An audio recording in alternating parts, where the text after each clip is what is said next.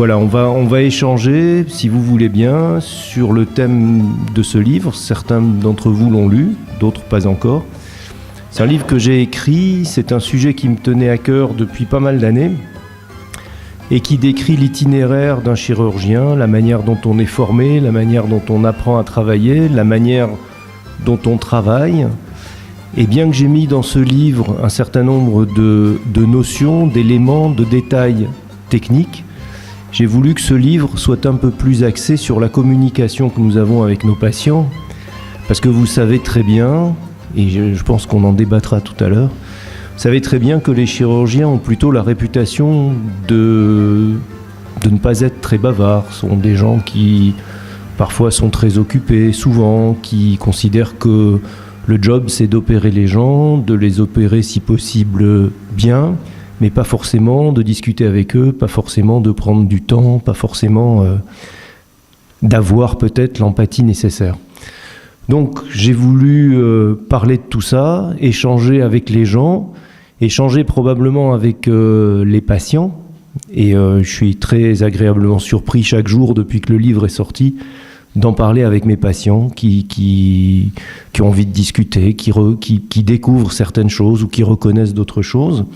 Et puis j'aurais aimé aussi, j'espère que ça se fera, échanger avec mes confrères pour savoir si ce que je ressens et si ce que j'ai écrit correspond à ce que eux ressentent, partant du fait que ce que je dis aujourd'hui et ce que je vais vous dire n'est pas ce que je pensais il y a 25 ans ou 30 ans en arrière.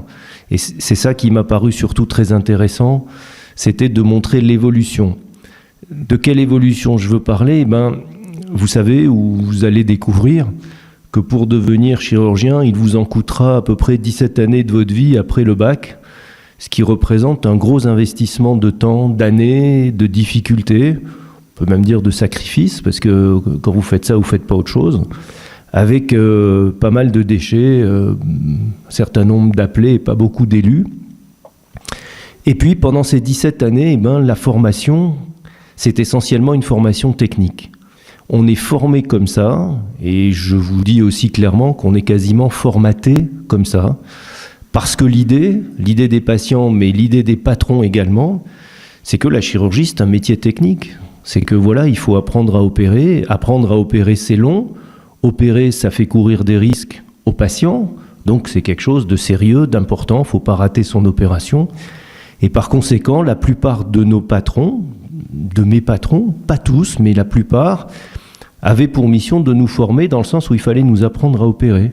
Voilà, alors je ne sais pas si vous savez comment ça se passe, mais on va en parler aujourd'hui. C'est un peu un système de compagnonnage. Vous connaissez tous les compagnons du devoir dans le domaine de la menuiserie, de l'artisanat, etc. C'est un peu pareil. Vous commencez par être, même quand vous êtes étudiant, vous êtes spectateur, et puis quelqu'un vous prend un peu sous son aile, et puis on vous montre, de loin.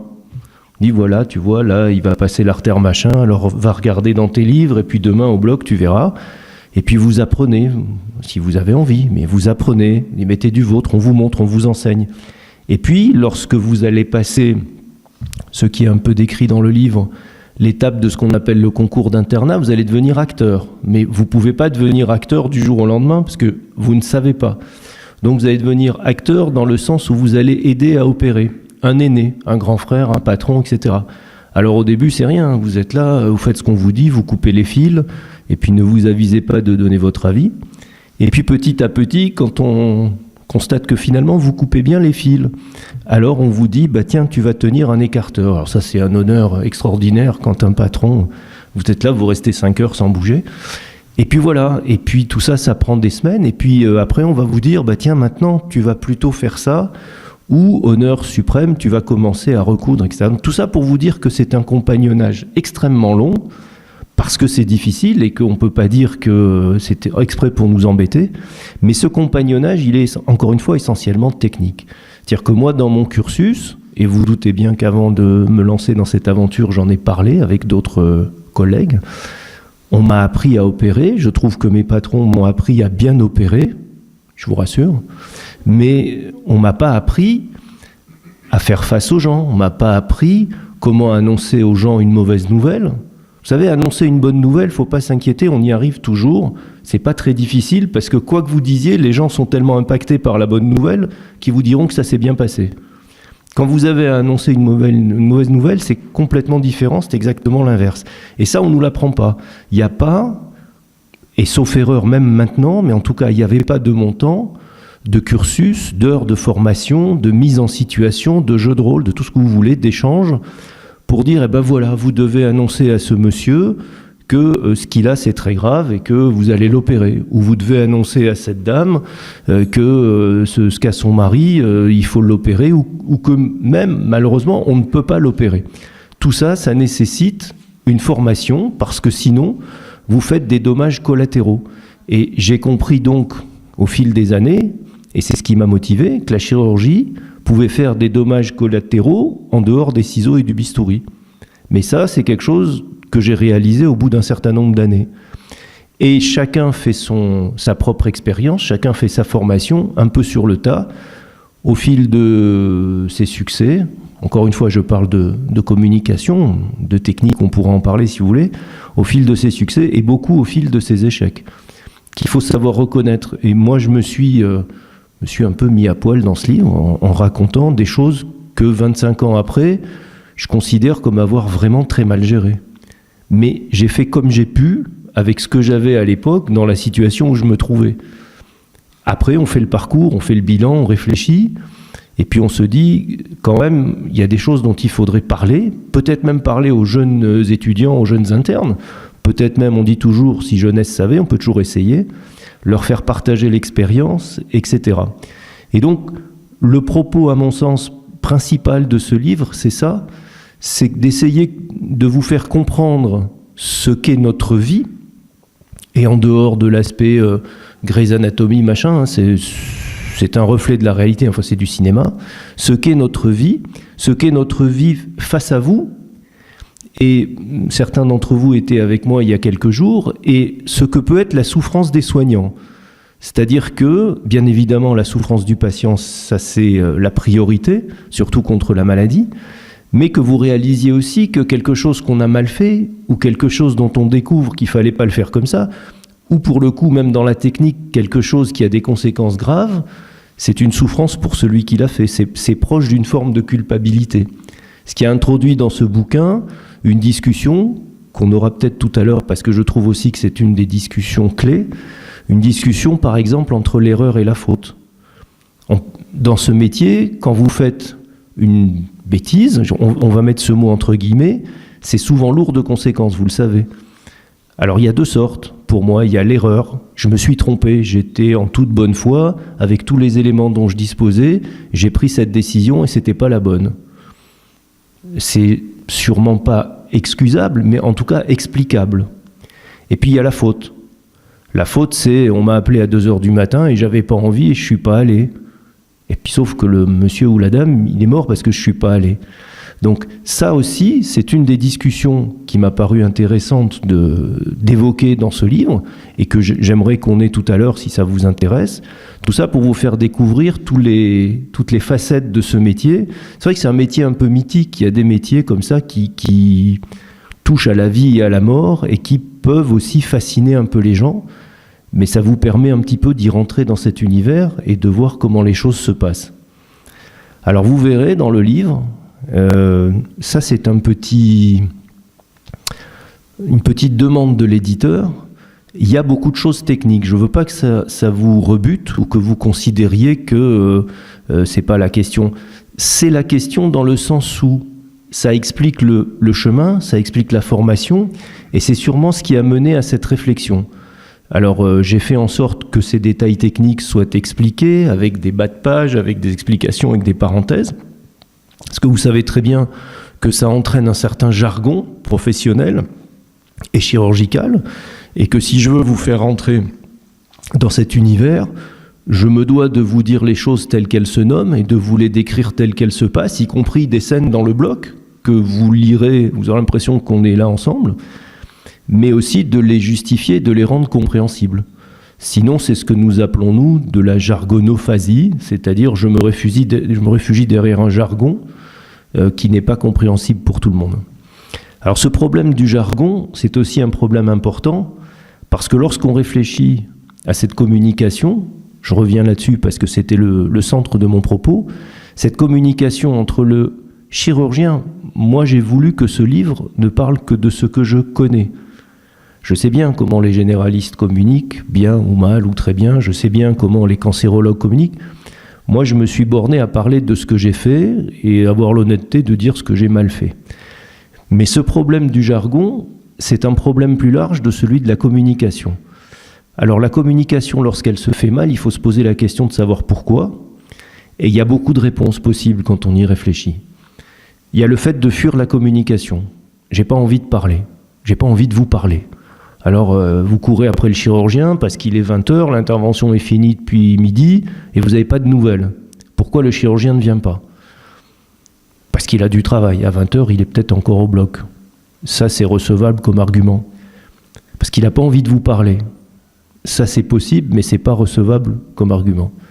Pourquoi est-ce qu'il n'aurait pas envie de vous parler ?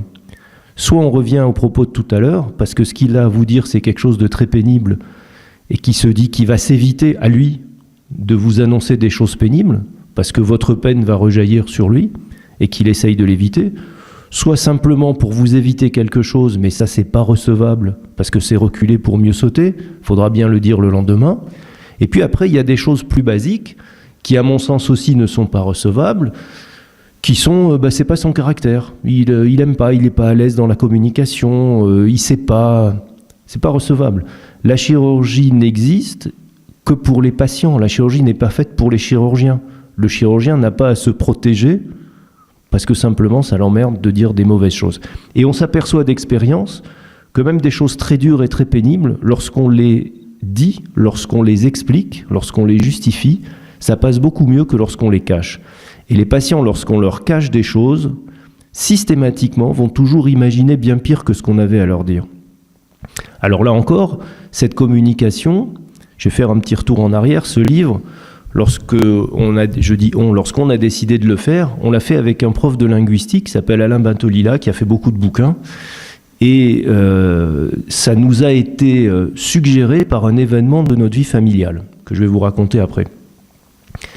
Et on a tout de suite réfléchi tous les deux et tout de suite compris que si on voulait parler de cette communication entre le chirurgien et son patient, il fallait d'entrée de jeu reconnaître que cette communication était inégale. Pourquoi je dis inégale ? Parce qu'on ne joue pas dans la même catégorie.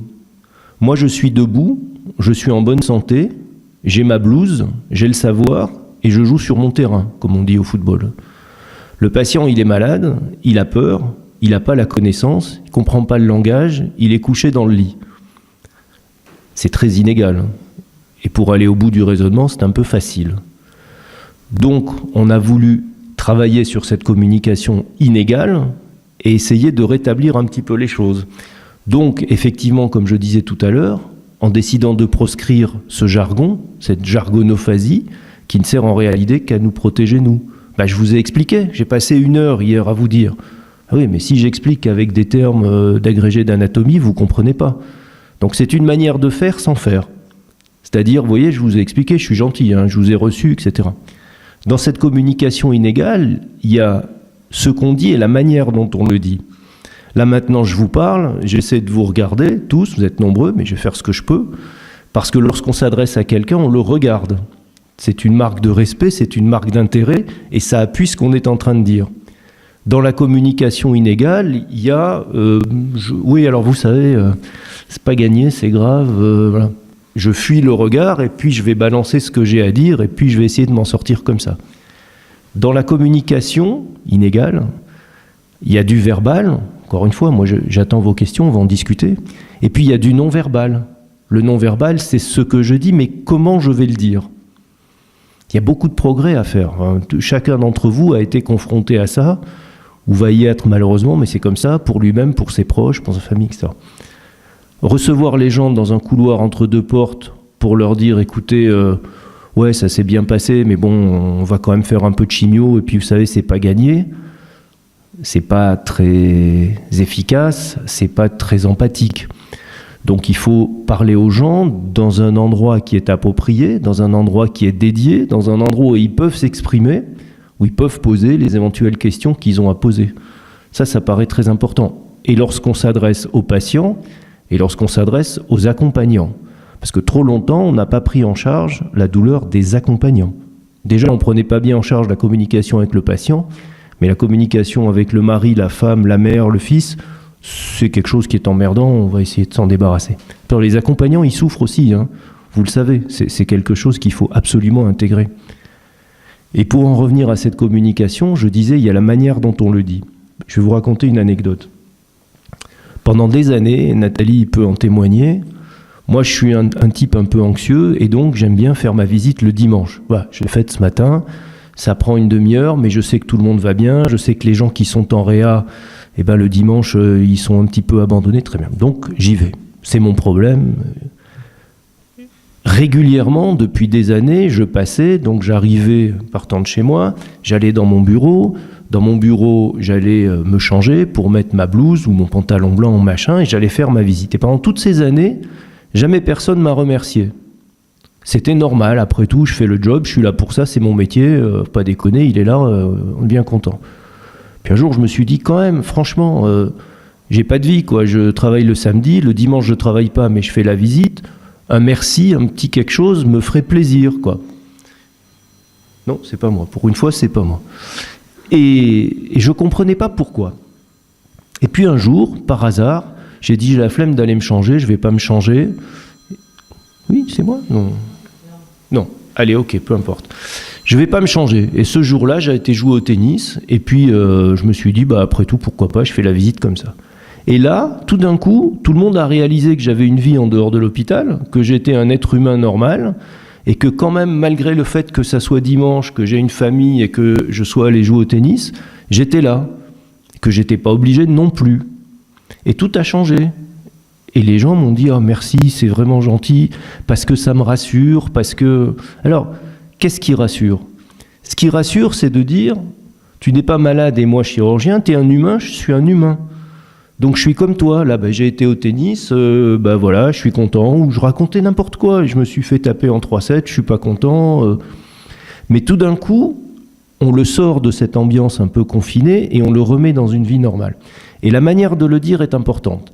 Si vous faites la visite, comme je le disais tout à l'heure, et comme j'ai vu mes patrons le faire, c'est-à-dire une visite très protocolaire, avec le patron, le chirurgien, l'assistant, l'interne, l'infirmière, la surveillante, vous savez... Il y a 10 personnes qui rentrent dans la chambre.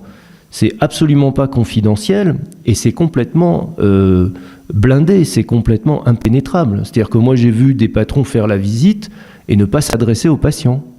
C'est-à-dire qu'il s'adresse à la surveillante, il a la pancarte, il s'adresse à l'interne parce qu'on va lui poser une question quand même qu'il comprenne bien qu'il est là pour en chier. Et puis, voilà. Et puis, vous avez le type au milieu qui est écrasé, qui est encore une fois seul dans son lit alors que tout le monde est debout, et qui ne sait pas de quoi on parle et qui ne sait pas ce qui va lui arriver. Donc, la manière de dire est importante. Petit détail qui a son importance. Vous allez parler à quelqu'un, vous allez lui annoncer, des fois, encore une fois, des choses pas agréables. Si on s'assoit sur le lit, si au moment de parler, on est au même niveau, on n'est plus debout et couché, si on a pris 5 minutes pour lui dire « Tiens, vous lui relisez machin, je ne sais quoi, le rouge et le noir, ah ouais, c'est sympa, etc. » La communication passe. On est au même niveau. Qu'est-ce que ça coûte de prendre la main de la dame ou du bonhomme pour lui dire « Ça va, vous n'avez pas trop mal, comment ça se passe ?» Tout ça, c'est, en termes de temps, c'est rien du tout. C'est 3 minutes. Mais ça fait partie de cette communication qui, pour le coup, redevient un peu plus égale, alors qu'elle est tellement inégale habituellement. Et ça, c'est des petites choses que j'essaie de mettre en place maintenant. J'aurais bien voulu qu'on me les apprenne avant. Mes patients auraient gagné 20 ans. Alors, je ne veux pas dire par là, bien évidemment, mais vous l'avez compris, que communiquer, c'est vraiment la chose la plus importante dans la chirurgie. C'est pas vrai. La chose la plus importante dans la chirurgie, il faut l'admettre, c'est l'opération, c'est l'acte d'opérer. Si vous êtes un excellent communicant, parce que vous êtes gentil, parce que vous trouvez les bons mots, parce que vous avez éliminé la communication inégale, et que vous êtes un mauvais opérateur, vous êtes un charlatan. Parce que vous allez tuer des gens avec le sourire, gentiment, vous allez tuer des gens. Donc, certes, la chirurgie, c'est ce métier technique qu'on nous apprend, qu'au fil des années on domine, mais le langage est quand même quelque chose de prépondérant. Pourquoi je dis prépondérant ? Parce que lorsque vous recevez un patient en consultation, il va vous raconter une partie de sa vie, il va vous raconter pourquoi il est là, vous allez l'interroger, vous allez passer en cancérologie peut-être 45 minutes à voir la radio, le scanner, l'IRM, toute la scintigraphie, tout ce qui est important, parce que vous allez décider après de votre intervention là-dessus. Puis après, vous allez parler avec lui, évidemment, pour lui expliquer ceci, cela. Et là, vous êtes, je vais vous provoquer un petit peu, vous êtes un vendeur de bagnole, là. C'est-à-dire que vous lui proposez un package. Voilà, moi j'ai bien vu ce que vous avez. Le programme, c'est ça. Je vais vous opérer le 14, après vous aurez peut-être en cancérologie de la chimio, après ceci, cela. Entre guillemets, vous lui vendez un truc, vous lui proposez un truc. Et là, si vous êtes un bon communicant, il vous suit, parce qu'il a confiance. S'il vous suit, il va vers la guérison, peut-être, mais il y va. Si vous lui vendez mal le projet, il n'y va pas. Mais s'il n'y va pas, il va mourir. Ça veut dire que quelque part, il faut se représenter les choses comme s'il y avait une espèce de vanne. Alors vous faites un beau schéma avec, voilà, dans telle tumeur, de tel organe, de tel stade, technique. Il faut faire ça, avec un arbre décisionnel. Il faut faire 3 cures de chimio, il faut opérer les gens, il faut faire des rayons. Là, c'est pas contestable parce que c'est des données scientifiques, c'est publié, c'est connu, c'est ce qu'on appelle les recommandations de bonne pratique, il ne faut pas déroger. Très bien, on sait faire. Mais pour arriver là-dedans, il faut que le patient y aille. Il faut qu'il ait envie d'y aller. Il faut qu'il vous suive. Et c'est là que se trouve la vanne. Et la vanne, vous l'ouvrez avec la communication, avec le langage. Où vous avez trouvé les mots pour le motiver, en même temps le rassurer, en même temps lui donner envie de se soigner, parce que quand même c'est un peu sérieux.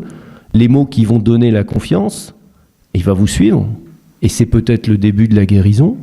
Où vous ne trouvez pas les mots, vous ne savez pas parler, vous avez parlé en regardant vos chaussures, vous ne l'avez pas regardé dans les yeux, je ne sais pas quoi, bon. Mais les gens n'ont pas confiance, et quand on n'a pas confiance, on ne va pas rentrer dans ce schéma. Surtout en chirurgie. Vous allez remettre votre peau entre les mains de quelqu'un, vous avez envie d'avoir confiance. Donc, on est arrivé avec Alain Bentolila à cette idée que oui, le langage est prépondérant, dans le sens où il se place avant dans la chaîne des décisions, avant les actes opératoires, avant les traitements qu'on appelle physiques. Et ça, c'est une notion très importante qui se dégage maintenant au fil de ces années, mais qu'on ne nous a jamais apprise. Pour les chirurgiens, la formation, c'est la chirurgie, point barre. Et j'ai quelques anecdotes, j'aurais pu en mettre 50 de plus. J'ai quelques anecdotes dans ce livre de ces patrons parisiens, je dis parisiens parce que moi j'étais à Paris, mais bon, voilà, ça va être la même chose à Marseille ou à Lyon. Trop techniciens, trop pharaoniques, trop au-dessus des gens pour concéder à parler, à discuter, etc. Et puis quand même, dans ce lot, dans ce paysage, j'ai eu la chance de rencontrer des gens exceptionnels. Qu'est-ce que j'appelle exceptionnel ? Pour moi, ce sont des opérateurs exceptionnels. C'est-à-dire que quand vous allez au bloc avec eux, c'est comme le sport de haut niveau. Vous les regardez faire, vous voyez jouer Federer, vous dites, ah, c'est facile, moi demain je vais au tennis, je fais pareil, parce que c'est joli, c'est fluide, ça déroule, il n'y a pas d'effort, c'est pas des besogneux. Au bloc, c'est pareil. Vous voyez opérer certaines personnes, vous dites, oh, ça déroule bien, c'est facile. Le type, il a mis 1h30. La première fois que vous allez faire l'opération, vous allez mettre 6 heures. Vous allez comprendre ce que c'est un mec brillant. Donc, il y a ces gens-là, et puis, parmi ces gens-là, il y en a quand même un certain nombre. Hein.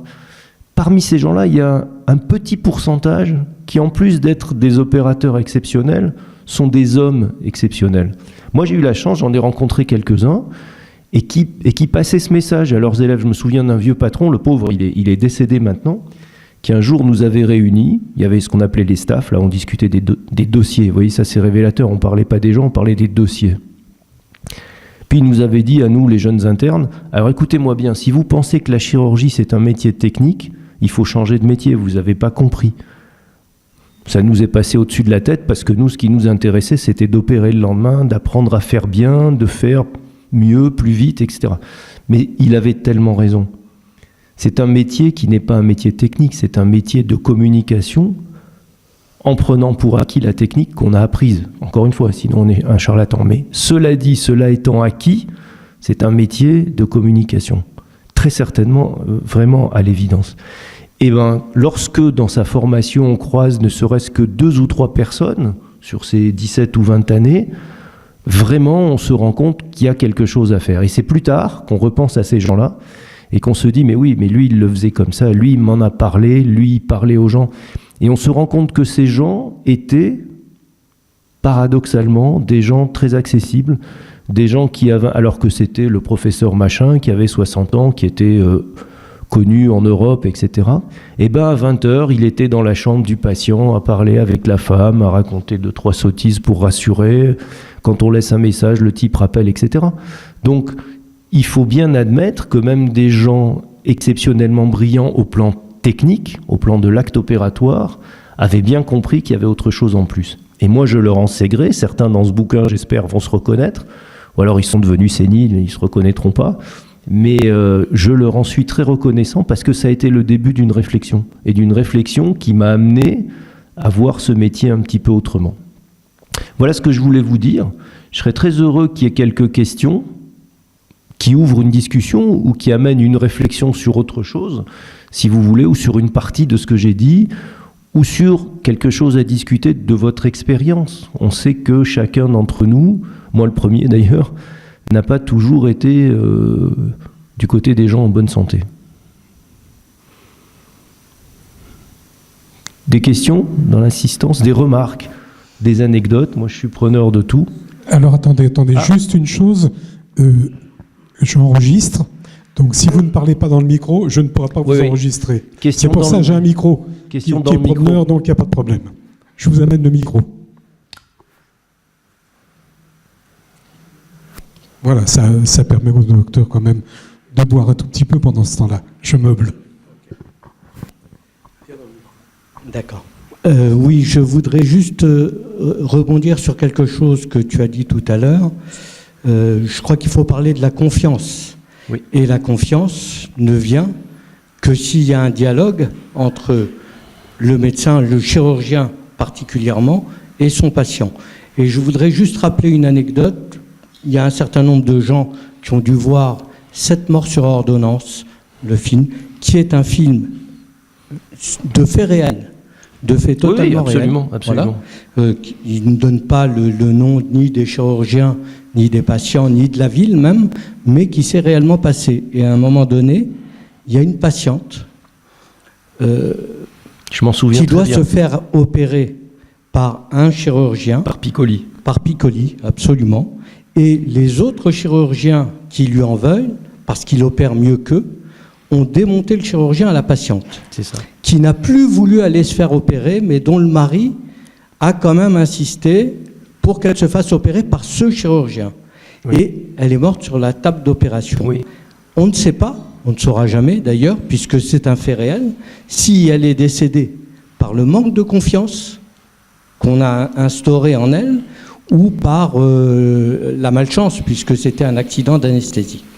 Oui, exactement. Je me souviens très bien de ce film. C'est un très bon exemple, parce que ce film montre comment on peut manipuler les gens et comment on peut, en jouant sur la confiance ou l'absence de confiance, téléguider les gens. Exactement, c'est tout à fait ça. Et si tu te souviens du film, il y a... on suppose que quelques jours se passent, et dans les jours qui suivent, il y a une infirmière du service, de l'hôpital, qui dit « Mais moi, je veux quand même que ça soit vous. Parce que moi, c'est vous, je vous connais depuis 20 ans, et je voudrais bien que ça soit vous qui m'enleviez, c'est une petite tumeur du sein ou je sais pas quoi. » Et donc, bien sûr que la confiance, elle est fondamentale. Je suis d'accord avec toi à 10 000%. Elle vient dans la communication, dans l'explication. Elle vient un petit peu également, je sais pas comment on va l'interpréter, mais j'y crois. Elle vient un petit peu aussi de la réputation.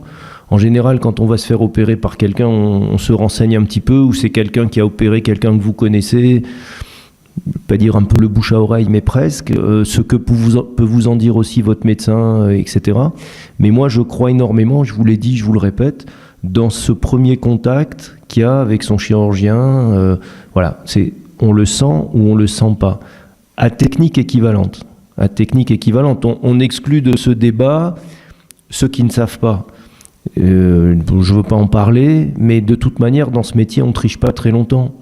voilà, vous quittez l'hôpital, vous installez, si vous tuez 5 personnes par an, tout le monde a compris et puis ça va s'arrêter parce qu'on vous enverra plus personne. Mais dans le panel global des chirurgiens qui savent opérer parce qu'ils ont appris à opérer, oui, je crois beaucoup à cette confiance, au ressenti, au courant qui passe ou qui passe pas. C'est la même chose dans beaucoup de domaines, seulement là les conséquences sont énormes.